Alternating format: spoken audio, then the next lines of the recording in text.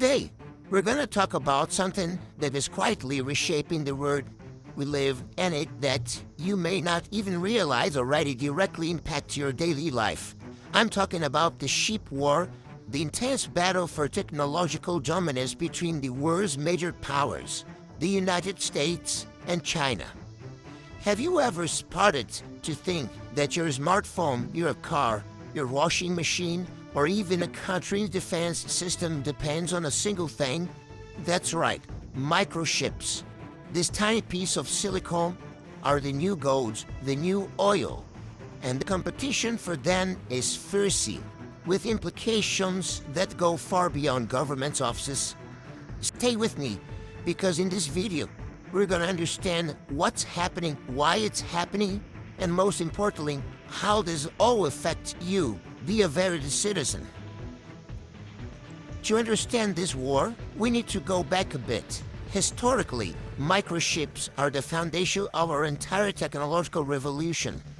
They are the brain of any electronic device. For decades, the West led in innovation and manufacturing, but according to renowned geopolitics expert Parag Khanna, the Chinese, with their vision of becoming a technological superpower by 2049, have invested heavily and become a crucial player, especially regarding artificial intelligence, which also relies heavily on these advanced chips.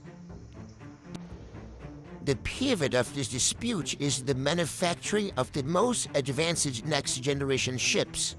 Companies like Taiwan's TSMC, South Korea's Samsung, and America's Intel are the leaders, but geopolitics has entered the feud. The United States' concern about China's technological rise and its implication for national security and global power began to take actions.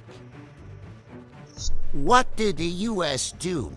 They essentially initiated a series of strategic moves.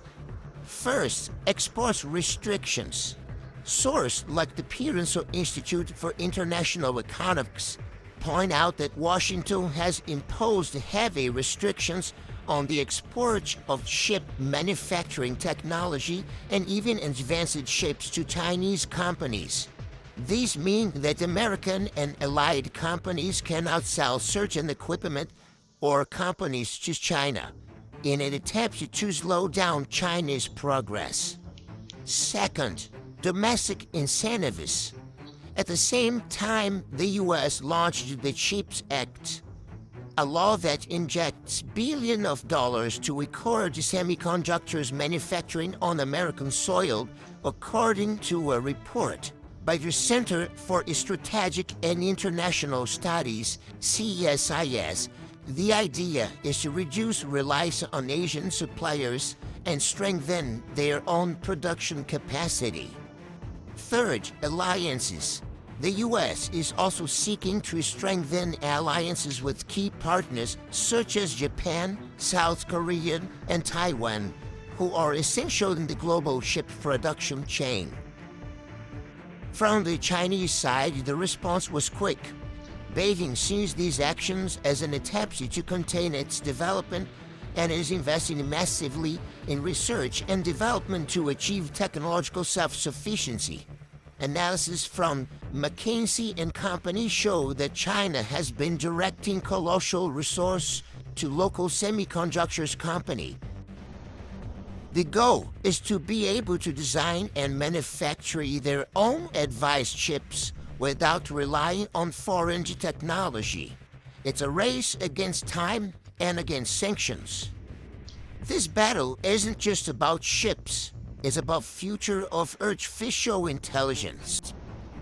Cutting-edge AI, which powers everything from social media algorithms to autonomous weapon systems, requires colossal processing power supplied by these advanced chips.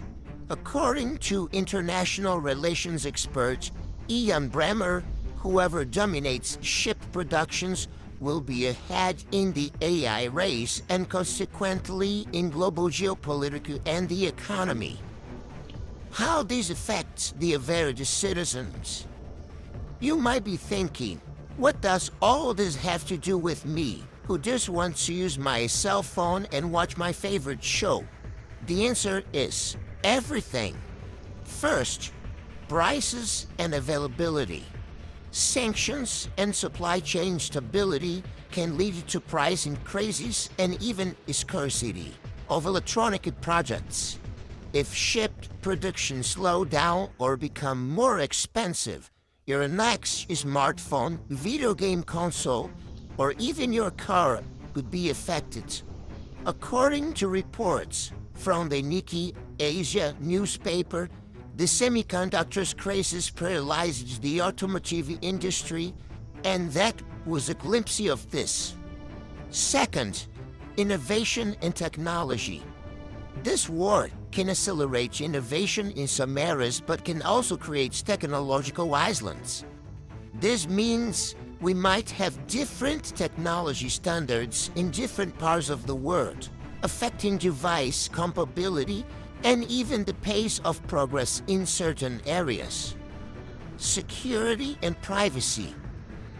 Reliance on different suppliers and concern about supply chain security can lead to questions about the security of your data and the robustness of the system you use. Whoever is in control of the fundamental technology can have privileged access or dictate the rules of the game. Fourth, jobs and economy.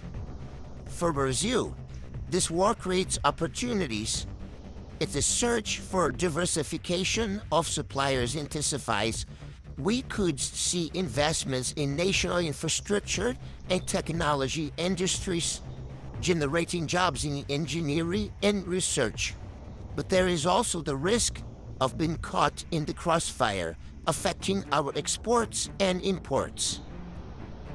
The chip and AI trade war is not a battle on a traditional battlefield, but a fight for control of the 21st century technological infrastructure. It is forcing engineering companies to be more resilient, seeking new ways to produce and innovate. And it is reshaping global supply chains, encouraging the relocation of production and investment in R&D in various countries.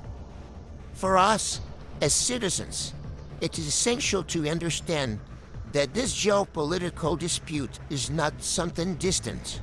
It reaches the palm of your hand on the device you use to watch this video and shapes the future of the economy and technology that's around us. So, what do you think of this technological battle? Did it surprise you? If this video helped you better understand the complexity of the chip war, leave a like, comment with your opinion and questions below, and share with your friends so that more people understand how engineering industry and geopolitics intertwine in your daily lives. And of course, if you're not yet subscribed, subscribe and hit the bell to not miss any content from today. Thank you so much for watching, and I will see you in the next video.